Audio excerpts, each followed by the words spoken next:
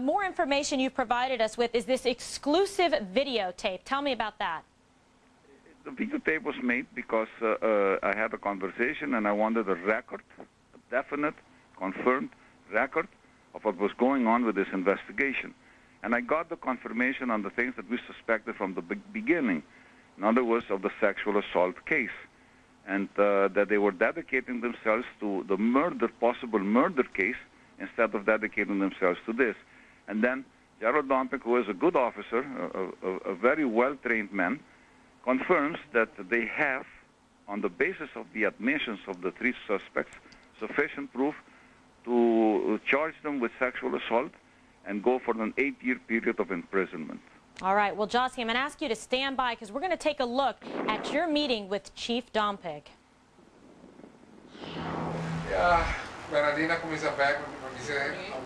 We are struggling with it. Personally, I think yes, but not at once, Am I clear? because we are going in another direction. And now it is really, since we do not have a body, we have decided together with the FBI and the people from Holland also, that we will look at the case, read the whole. Sometimes you have to stand still, sit still, observe. Just go read, and we have begun to read everything. Read, read, read. And at a certain point, we have decided to go in another direction. No, the same group, but in the direction of another crime because, you see, there is no body. So you do not have a murder case, but you have a moral crime, and on the basis of their own declarations. They, let us say, if it is not rape, they fingered her. They did a lot of things to her according to their own declarations, and we have an article in our penal code that provides an 8-year sentence for that. If you do that to a girl who is not conscious, they themselves said that she passed out on different occasions in the car. That means that if you do that to a person who cannot defend herself, it's 8 years. That's what I think, that it went out of hand because the girl passed out on different occasions. They got scared. They dumped her. No, and that is my focus. The focus is something, let us say, it has more of a basis because we already have the declarations of all three on it, and because of which the case has become important. Interesting, when Calpo lied by saying that they dropped her, no, they were still there at the salt pan. That is for us something credible. Let's say a witness, valuable, very credible. And that in the whole story is, gives us more proof in the direction that the Calpo brothers are lying. That means if we can say, hey, their declarations on what they cannot say, okay, that means then we are in a corner before the judge because he is an unreliable suspect.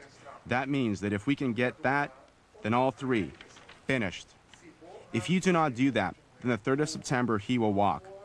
Once that opening, for us to begin with the Calpos, put more pressure, and I think the interrogation tactic that we used on Huron lately, if we put that on the Calpos, they will break. Yes, because Huron is a lot stronger. The Calpos are weak and have not received the pressure of interrogation compared with Huron. Because the boys are because you follow how they are. Good when we are searching in a certain direction, you can see their reactions, see if they go into panic or not. And we have observed that as soon as we are busy with anything on the sea, they go into panic.